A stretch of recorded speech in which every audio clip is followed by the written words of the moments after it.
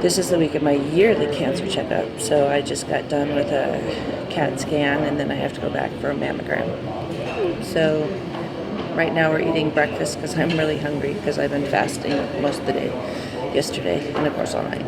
So anyway, see you soon. You want to tell me the little story that you told me earlier? I can't remember what it was. About What? shooting the gophers? Oh, yeah. Yeah. When I was a kid, we used to shoot the ground squirrels or gophers up here. They're pretty good size. And, we used to go out and shoot them with 22. They just eat holes and lay holes for the horses to break their legs in and things like that. So we decided one day we'd go out, and I had a 62 Plymouth convertible. Was one of the guys would drive, and I'd sit in the back with another guy in the back, and we'd sit with, put the top down, and we'd sit where the boot is, where the top goes down into, with our 12 gauge shotguns, and we'd do about 55, 60 miles an hour down the road and try to shoot gophers with the shotguns as we went by. They'd always be standing up along the edges of the road. So, good old Montana trick. Hi guys, today I'm going to teach you how to make a super healthy stir fry. It's a lot easier than you think. When I first started doing stir fries, I kind of didn't know what I was doing, and I'd make some good ones and I'd make some really bad ones. But over the years, I've kind of gotten to the point where Mick likes them. The secret is to keep your vegetables crunchy. You don't want to get your vegetables to the point where they're soggy and limp and just yuckified. So, we're going to do a chicken stir fry today. Of course, you can substitute this with cheap cuts of beef or fish or really whatever you want, but I chose chicken today. I have 4 chicken breasts cut up. If you want to cut this in half, that's great. I like leftovers, so I usually make a little more. That way Mick can have it for lunch or for a snack or something, for a healthy snack. So, okay, so we have our chicken. We have approximately 2 cups of bean sprouts, approximately 2 cups of broccoli, about a cup of celery, about a cup of pea pods, probably about a cup of carrots. We have a can of sliced water chestnuts. I know, that horrible canned stuff that I'm trying to get away from, but sometimes you can't get away from everything, and I think water chestnuts is one of those. Unless I lived in China or Japan or something, then I'm sure I could get them fresh. But living in the country, we can't really do that. So I had a couple of mushrooms left over in the pantry, so I cut those up. And green onions, about half a cup.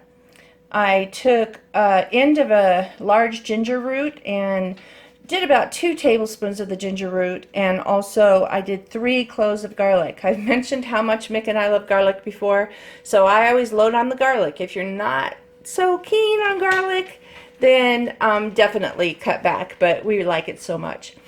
I have some organic chicken broth, some soy sauce, and some cooking wine.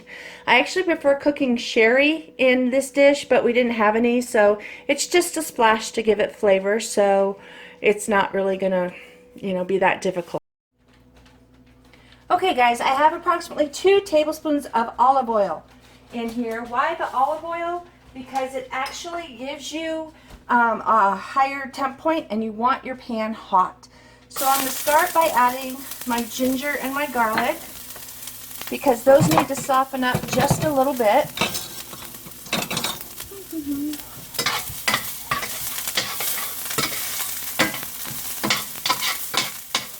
Plus I like to smell it because I'm already starving, but this is going to make me pretty hungry. Hey, you guys like my apron? This was actually made by a friend of mine. It has my name on the pocket, and I love this apron. It's my favorite apron, but I don't like to wear it a lot, and this makes no sense. I don't like to wear it a lot because I don't want to ruin it. Isn't that stupid? It actually has a dish towel that attaches on the buttons too. Okay, so you see how fast those brown. So now I'm going to add the chicken.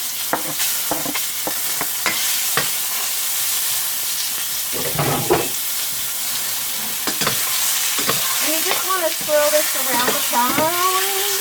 around the pan, excuse me. until it's nice and coated. Now remember, you want that high temperature point because you want things to cook fast.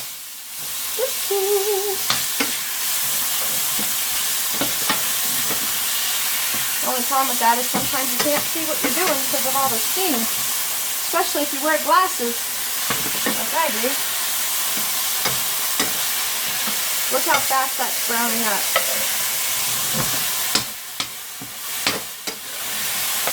So you're going to do this approximately 2 minutes.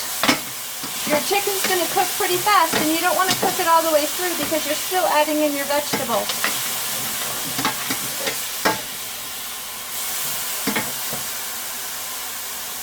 Get back in there. You cannot leave the pan. Okay, look how fast that was.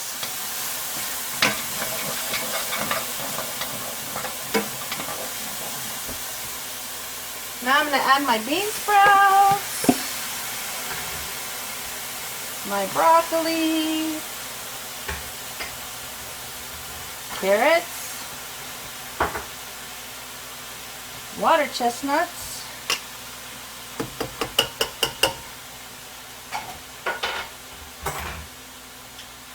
bean pods, celery, and my mushroom and onion. I'm just going to stir that around a little bit, integrate it in with the chicken.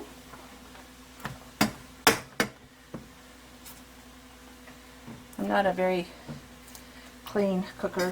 And of course, if you have a wok, it's a lot easier to do with a wok because that wok holds that high temperature point.